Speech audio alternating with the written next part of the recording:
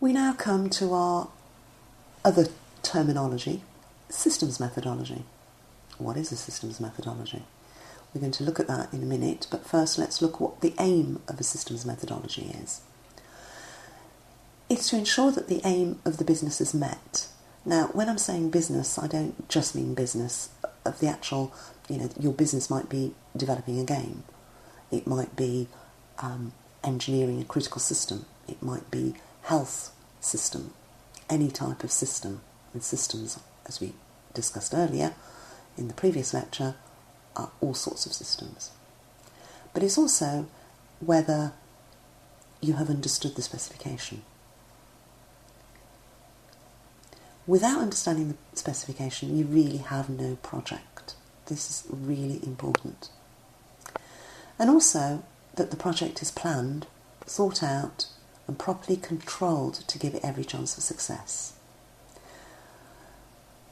Many projects that fail are due to lack of either no methodology, poor management skills, project management skills by that I mean, or coding skills of the technical people who think they can do something and really they can't actually do it. There are numerous methodologies that are actually in existence, but for our part in this module we're going to split them under the umbrella of either agile or plan-driven type of methodologies.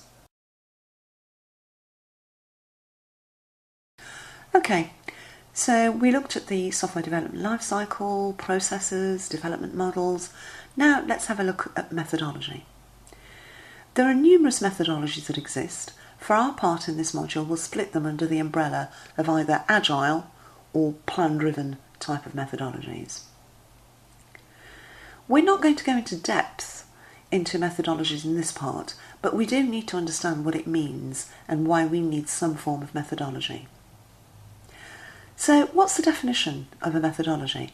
And you'll see many interpretations of this. For instance, some people refer to waterfall as a methodology. It is not.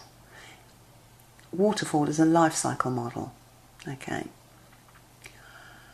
Merriam-Webster dictionaries refer to it as a series of related methods or techniques. But more than that, we need something much more.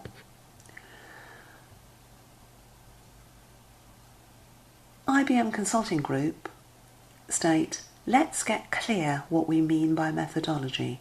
It is the roles, teams, skills, processes, techniques, tools and standards used by the project team. So my version of that, in order for it to be called a methodology, you need to have the processes, techniques, standards that are used by the team that have the roles and the skills. For instance, you do not have a plan-driven methodology. You have plan-driven approaches that have lots of different types of methodology. Same goes for the agile approach. So if we say method, it is just that. It's an approach, a way of doing things. But methodology has to include processes, techniques, standards, and sometimes tools. Every project needs a slightly different methodology based on people characteristics, the project's specific priorities, and the technologies being used. According to Coburn in 2003, he said his results from a research indicated that a team's methodology should be personalised to the team during the project and may even change during the project. So what is the aim of using a systems methodology? It basically is to ensure that the aim of the business is met. So what actually do they want? What is it that they want? So understanding their domain, understanding their business roles, and the aim of the specification is understood. And more importantly, that the project is planned, thought out, and properly controlled to give it every chance of success. Someone once said, a project is like a well-behaved child until your back is turned. And I think you need to remember this, especially in your second semester. You might think that you have control of the project and then something happens. However, a methodology, and this is really an important aspect, does not guarantee success.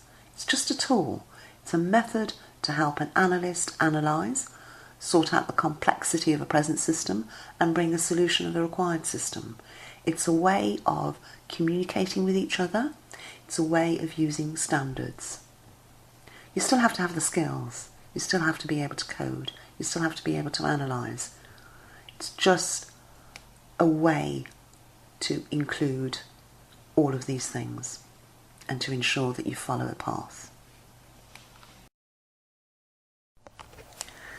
Should we actually care about methodology at all? Coburn in 2003 did some extensive research on this, and he felt that if a team consisted of only 2 or 3 people, then the methodology as the distinct topic may be inconsequential. And really, what he means by this is that if you've only got 2 or 3 people, then whatever methodology you use some form of method, but you may not use formal method. But as the team size grows, coordination issues become significant, and therefore more consideration must be given to the methodology. I'm going to take an anecdote from Wayne Stevens of the IBM Consulting Group, which he stated in Coburn's journal. If only a few drivers cross a large parking lot at night, when there are no other cars, it doesn't matter where they drive. Few drivers can arrange to avoid each other. As the number of cars moving through the parking lot increases, eventually it does matter. With increasing number of drivers, it becomes more important that they establish and follow conventions about parking, driving lanes and stop signs. Really, we can say that we can think of a methodology as Coburn states, it's a working convention that a team chooses to follow. 2 or 3 people don't need many conventions. But if you have 40 or 100 people, you're going to need more.